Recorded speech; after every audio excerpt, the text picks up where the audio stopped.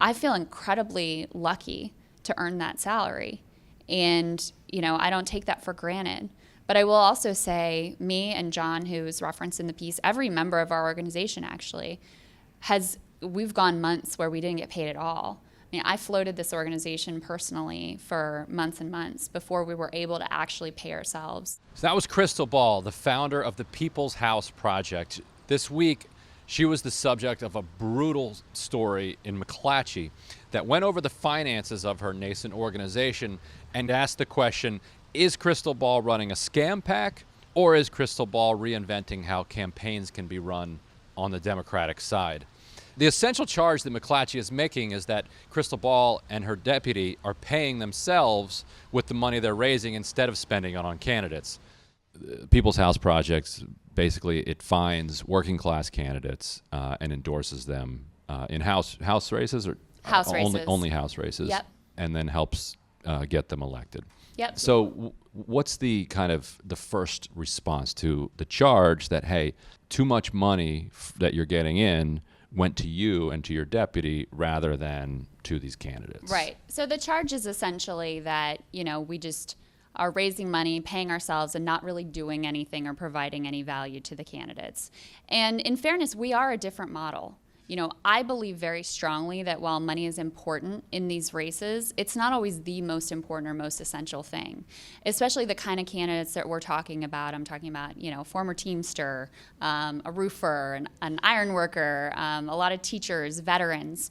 They are deeply connected in their district. They're incredibly talented candidates.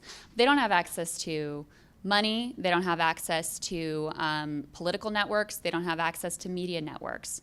So our goal is to come in early and to give them that first boost up the ladder. So I'll give you one example of what we do just so you can see kind of how our model works. Richard Ojeda, 24-year Army veteran, 4 tours, Iraq and Afghanistan. He's kind of a rising national star now. And he's running in this very challenging district in southern West Virginia. Trump won it, I think. He got 70% of the vote there. And when we first met Richard back in the summer, I met him at a United Mine Workers Labor Day picnic. I could tell that he was an incredibly compelling candidate from the way that people responded to him. But the message that we got back from the party is, this guy can't win. He doesn't know how to raise money. We've got this other candidate in who's an establishment pick backed by Joe Manchin. You're backing the wrong guy. And so we came in early for Richard. We helped him with fundraising, direct dollars into his account. We helped introduce him to political connections. We helped get him media. He was on, HBO, Vice News Tonight, thanks to us. So we gave him a lot of lift, and then he just won his primary. He actually got more votes than all the Republicans combined. So that's kind of how we work. We're not a direct conduit of funds. That's never what our goal has been. It's been to be really hands-on and on the ground with these candidates. So to get back to your question, what's the response? The response is ask the candidates. I mean, every one of our candidates describes our support and our help as invaluable, a godsend, et cetera, et cetera. So to me, that's the metric that I've always been shooting for. I haven't been doing this for the donor class. I haven't been doing it for the political establishment, certainly. I've been doing it to support these candidates. So if they're happy, then I'm pretty happy. And so you're an interesting person to be doing this because you have connections with the party. Like you ran for Congress yourself, right. Yep. As a host, as a pundit. You met a lot of these people in the green room. So when you get your calls returned. Yes, or you used sometimes. to, at least. Sometimes. So talk about the Richard Ojeda situation. For instance. So you identify this guy. Yep. Who, by the way, if people haven't checked him out, he's amazing. He's like the most exciting candidate running across the country. As well as HBO, there was this great Politico profile of him that was a lot of fun. They that called Krystal's him actually in. JFK with tattoos and a bench press. Yes. He's hard to describe, so people should just check him out. So you identify him. Did you go to the party, you go to Washington and say, like, hey, here is a guy who can actually win this district. He's wildly different than anything you've seen before. Yeah. But he's a state senator, right? Didn't he win a state senator with like $30? He won his state senate seat on $4,800. And they say, well, we've got this other guy. They lost this district by 40 points last time. Yet they're going to do the same plan again. So who was this person that they said, well, this is who we think is a smarter candidate in our 40-point loss, wisdom. Well, and I don't even know that there was any thought as to this guy is the one that could win. It was, well, this is the guy. Right. It's not even about winning. It's just, this is the guy, Yes. right? And so he was the mayor of Huntington, and he was, tied into Joe Manchin and had much more significant fundraising ability than Richard did when we first met Richard. And he did, in fact, outraise Richard, I think, 4-1. But he ended up having to drop out of the race because the facts on the ground were just such that Richard had so much momentum, even though he was getting out fundraised, that there was just no way this guy could credibly continue. Which goes back to the idea that money matters. You have to be able to communicate. That's all true. But the party has been so exclusively focused on money that they've missed out on candidates like Richard Ojeda. They've missed out on candidates, that we're supporting, Alonzo Pennington in Kentucky's 1st Congressional, Mariah Phillips in Tennessee, these incredible people who know their community, right? They don't need a DC consultant to tell them how to talk about progressive values in their community because they've lived it. They know how to do it. They just need a boost up that first rung of the ladder, and then they take off. So we also were early supporters of Randy Bryce, right? Mm-hmm. Perfect example of our model, and we were behind him before he even got in the race. So before he had his incredible launch video that made him into a national superstar, we were behind him. And at that time, people would have said, well, this is crazy. You're going up against the Speaker of the House. You're an iron worker. This is not going to work. And I want to go back to Ojeda in a second. Yeah. But for instance, what did you do for Bryce? What does that mean to go in early and help one of these candidates? With Randy, it really was mostly a confidence thing because he took off so quickly that now, he doesn't need, he's raised tons of money, Right. He's doing awesome, the speaker's dropped out, so we have not been as hands-on with because he just hasn't needed the help. But like with Ojeda, we placed op-eds. We helped him set up his fundraising operation. We took him to California and set up meetings for him. We held fundraisers for him here. I got him booked on HLN yesterday. Anything that they need help with, we're in almost constant contact with the campaign to help problem solve, fill in the gap, whatever they need, we're on the ground to do with them. And here's a quote from Ojeda from the Politico story to let people know the kind of candidate we're talking about. So this is a guy deep in coal country. Yeah. He's talking to a group of striking teachers here, and he was kind of talked about as the kind of a leader of the teachers strike. Truly. We are on the next Saudi Arabia. They've said that. The energy people have said that. So if we're on the next Saudi Arabia, obviously they want it to be just like Saudi Arabia, where you have about 10 people driving around in Lamborghinis and everybody else eating sand sandwiches. That's what they want. Guess what? No. And then he says, I don't give a shit about big energy. So this is not kind of the old school Democratic, coal-friendly, pro-life, I'm less bad than the Republican, but I'm a Democrat kind of approach. This is in your face. Absolutely in your face. He's very much an FDR kind of a Democrat. He talks a lot. He really was truly the spark for the teacher strike. He gave a viral floor speech and was the first one to call for them to walk out. And they rallied around him like crazy. T-shirts with his face on it, Ojeda 2020 signs. Here's a guy who served our country, was nearly killed, I think, 5 different times in Iraq and Afghanistan, came home to Logan County, West Virginia, thinking he was going to live happily ever after. And he really felt that the lives that were lost overseas, his men, were lost in vain because the country wasn't what he thought it was. When an entire generation in his community had been lost to the opioid crisis, when there was no hope and opportunity there. And so that's what sparked him. It wasn't ambition. It wasn't, I want to see myself, on TV or in the news. It was, I have to do something so that the names of these men who he has tattooed on his back who lost their lives, that wasn't in vain.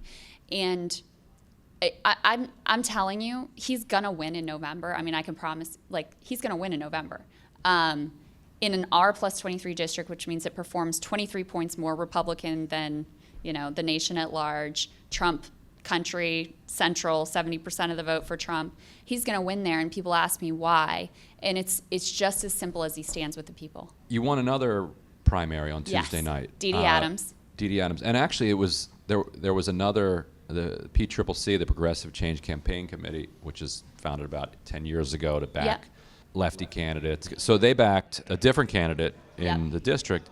Did she outraise the candidate you backed? How'd that race go down? No, I think our candidate outraised that candidate, I believe. So our candidate is a woman named Dee Dee Adams. This is a Western North Carolina district, so it's Winston-Salem. It's rural, it's mountains. Virginia Fox, who a lot of your viewers may know, is the congresswoman who's awful. And Dee Dee is a lifelong resident of the area. She was a Teamster when she graduated college. There were no professional white-collar jobs, so she went to work in the Schlitz Brewery, putting the lid on the can of beer. And she's an African-American woman. Her name is Denise. And when she went to apply for her first white-collar job, she changed her resume to be Dee Dee so that they couldn't tell she was a woman. And when she got the call back, they said, "Is Mr. Adams here?" And she said, "Well, no, but Miss Adams is," and that's how she got a white-collar job. She's been a city councilwoman there, and she's been incredible in terms of, dealing with food deserts and really fighting for underserved communities there. And what did you guys do for her? So, and also, to tie it to the McClatchy story that was written about you guys, the question in the McClatchy piece is this a scam pack or is it a legitimate operation that is redefining what it means to be a pack? Scam packs are a very real thing. These are political action committees they're formed as political action committees, and they buy up email lists and they do mailers, and they basically fleece well-meaning people out of money, both on the right and the left. Yes. The right has a ton of them. They raise all this money, they just keep the money. Right. Don't do anything for anyone, just keep the money for themselves. Right. And then if you talk to the candidates that they say that they have helped, they usually have never heard of the operation. Correct. They don't, and you can't find human beings usually even behind these things. So that was the question raised about yours because of the salary that was getting paid to you and your director. So that's why I asked the question, what were you doing for Dee Dee? For Dee Dee.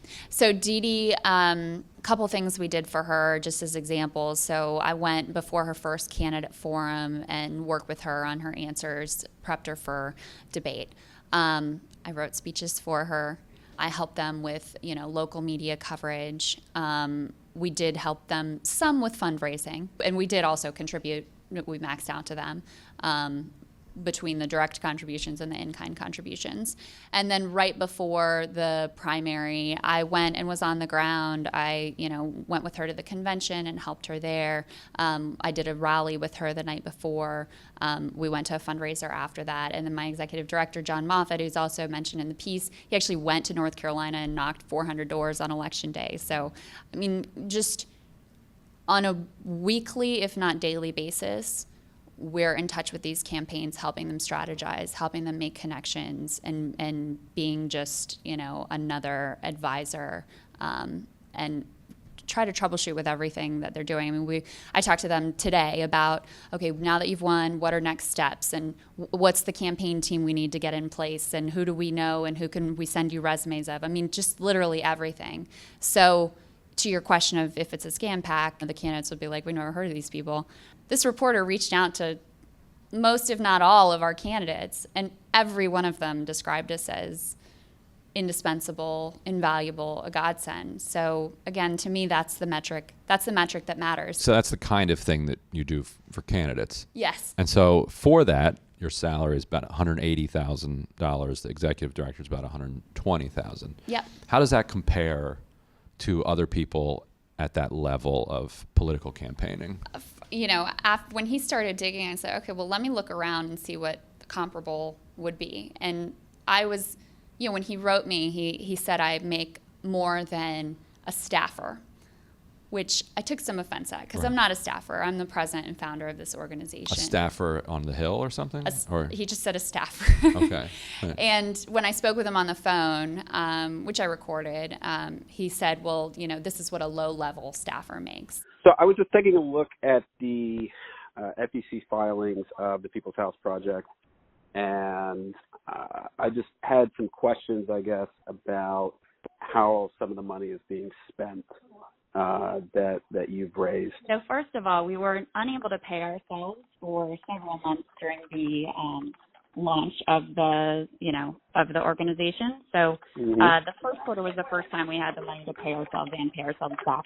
Okay. But I'm also curious, you mentioned that you had looked at organizations and other staffers who, Sure. earn different salaries. I'm just wondering who you looked at. I mean, to be honest, I'm thinking of like 10 years worth of looking at FEC forms and the salaries that staffers draw. They're usually, most low-level staffers, I was looking through some yesterday, they earn between, a couple grand a month. And usually not much more than that. Consultants can be different. And do you typically consider a founder and president to be a low-level staffer? Not a low-level staffer, but for instance, campaign managers on campaigns usually don't make that much money. When I looked at the comparables of what other PAC directors make, I made less than anyone else I could find. He did mention one that he said you'd flagged for him. I sent him a bunch. He cherry-picked that one. Making more than $1 million. Yeah, and it's a large organization. Right. Fine. But I literally didn't find anyone who was making less than me. Okay, so it's a large organization. Great. But that doesn't mean you're necessarily doing more work harder and doing more work. Yes. Okay. And there seems to be this idea in our country that, well, you sit atop a pile of cash, so therefore you should be able to take a huge portion of that cash home. When they're sitting in an office cutting ads or just doling out checks. Right. We're on the ground. What are you actually doing for that? And there's separately an idea in this country that, well, if you're working class, you shouldn't be getting paid. Yeah. There's also an idea that if you're a woman, you shouldn't be getting paid. Well, yeah, 81% of. Yeah, true. You're allowed to have 81%. Sounds fair. But it's like there's an idea like, well, okay, this Republican guy he's working with billionaires, so he should be siphoning a lot off the top. But you're working with working class people, so therefore, there should be no money involved. And the consequence of that, the function of that, is that people don't do that work then, and so then the working class candidates don't get help, don't have anybody. And my candidates were asked directly about my salary, and they were all like, "She's been great. I have no problem with it. We don't cost them any money, And our donors know what they were funding. They didn't think they would be mad if I was just funneling their money directly to their candidates. They can give money directly to candidates. They don't need me for that. They need our organization because we are finding these candidates and helping them, elevating them to start with. So, I don't want to be dismissive. I feel incredibly lucky to earn that salary.